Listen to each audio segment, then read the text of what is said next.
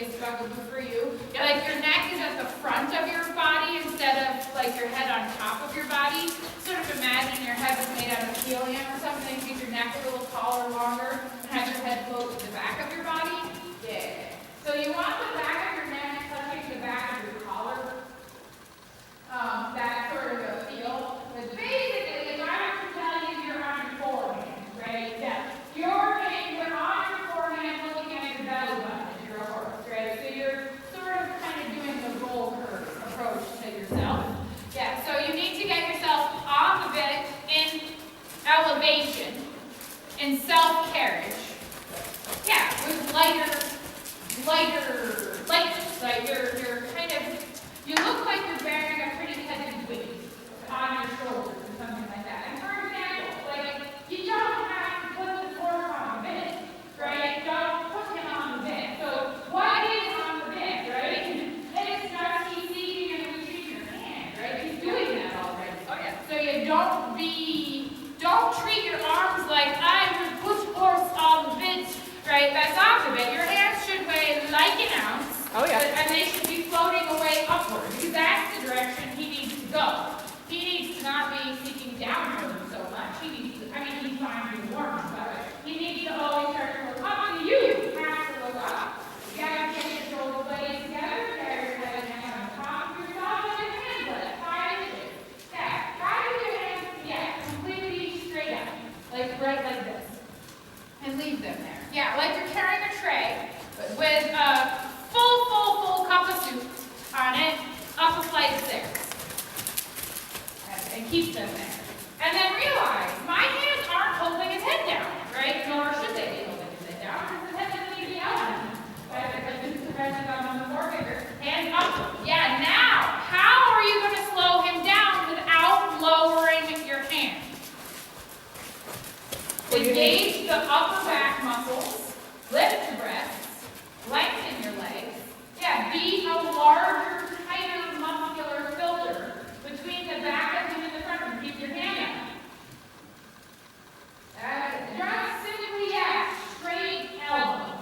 But you could, in theory, try like this because you're not balancing on your hands, right? So it doesn't matter where your hands are. Okay, your hands go towards the position we want to guide the horse.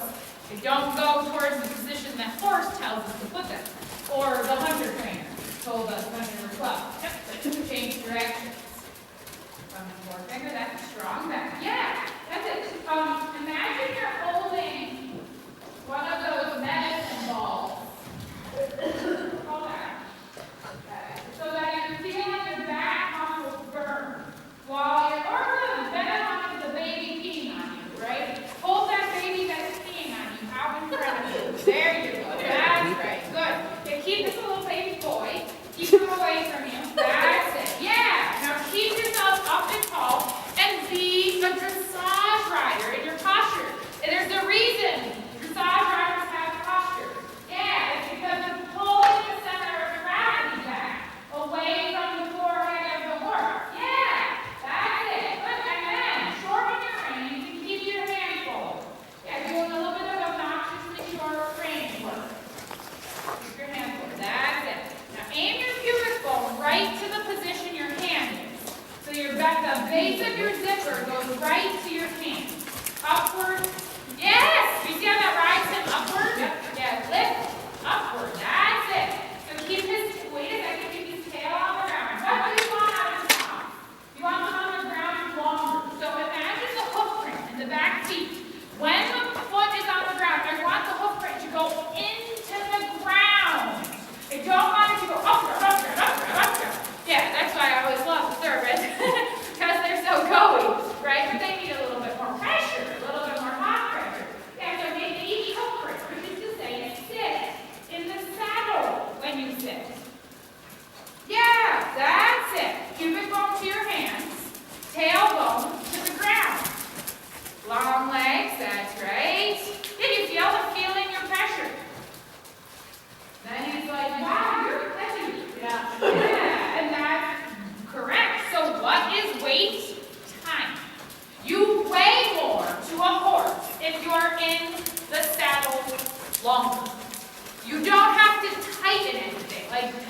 butt cheeks to be a deeper rider.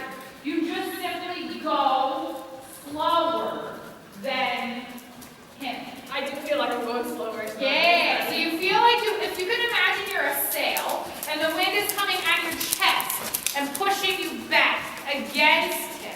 Yeah, that's like you're going, another way to think about it is you're going upstream against the current. Like he's going flowing forward, he's very flowy forward. So you want to ride up against that current towards his tail.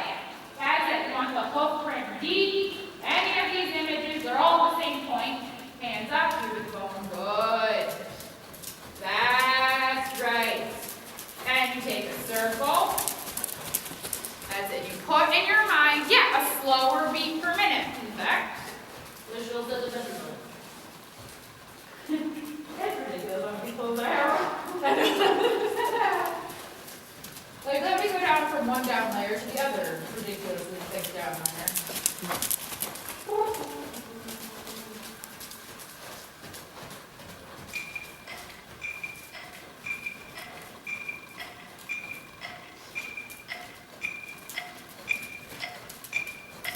This is how I want you. Post with me, not with him.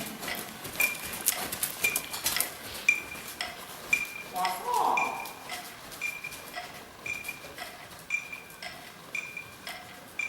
That's right. So then you feel those moments that he gets a little faster, right? He topples you to the shoulder a little bit. Yeah, stay with his hop. This is, of course, deliberately slower than him. Yeah, okay. Yeah. I'm not that bad at the beat. Yeah, so when you see what I'm doing, I'm putting a drag on it. Right? So what happens is people like you are usually very good at a beat. You're so good at a beat, you can't separate from the horse's chosen beat. Right? So as soon as I give you another beat to focus on, you stop following his beat because you're supposed to dictate the beat, not follow the beat. It's like you're the conductor of the orchestra, not the 7th grade drummer. Yeah, like beating away and paying no attention. That's right. Of course, it's time for the sitting trot. That's it. Now let your hands down a little, but don't pull his head down. Just leave him alone. Yeah, his head will go down if you don't hold his head up. Right? Yeah. So just let his head be. So you don't need any form. Yeah, that's right. Good. And then if you want to influence him, press your thumb harder on the forefinger, on the rein. And then just open your ring fingers and watch what happens. Give him a little bit more space in the bridle. Press your thumb on the forefinger and release. Release before. And your ring finger. Yeah, so you open your hand. That's right. You still stay there. You feel? And you still stay with the beat. Yeah. So just hold the rein by your thumb and forefinger. Do me a favor and open your lower hand all the way and leave it that way. Like that? Yeah, so you don't even touch the rein, really. But you're only holding the rein on the thumb and forefinger. Now put your arm back.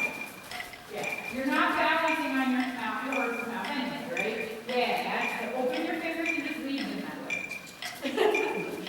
Yeah, so he doesn't have something to hang on. Yeah, good, open. Yeah, that's it, wide open.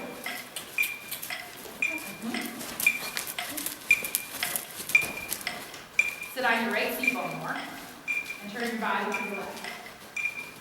There, you feel that? A kick with the inside leg won't work if your weight is on the side. Good. Open your fingers, push your hands forward. That's it. Baby, that's peeing on you. Yep. Good. Open your fingers or keep them. I'm just going to keep saying it and change direction. Sit on your right seatbone. Give. Yeah, just look on no hand right now. That's it. And keep the beat with me. So you see what happens is you give the bridle and you go faster. What does that tell you? You're balancing and he's balancing on the bridle rather than on your back and in his top. So give, let go of it. Yeah, so you drop it and you teach him. Nobody carries you, Pat. Yeah, that's it. You carry your own head. Yeah, thoroughbreds are very, very light in the bridle. So when you get the right amount of what's normally right amount of weight, they hang. Yeah, need that because they're not typically strong and tough, right? For loading.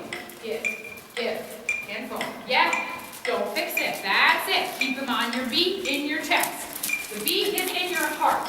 Like it's up by your sternum near your heart. That's where you feel this beat. Yeah. And then that beat is followed or copied in your seat. But it starts in your chest. Your chest has to be this beat, and then your seat could be quicker or slower than this, depending. Yeah, no hands. That's right. Open fingers. Thumb and forefinger, the only place you're carrying the ring. Yeah, I feel a bit low in that though, too, you know? Yeah, that's okay. That's an okay amount of low. Okay. Yeah, so now you have a pretty nicely aligned top line right now. So what I'm doing is I'm letting his neck back out, good, because you're keeping the weight back behind your back. And then when I add your fingers back in a second, he can come up. But he doesn't need to be any, this is as low and as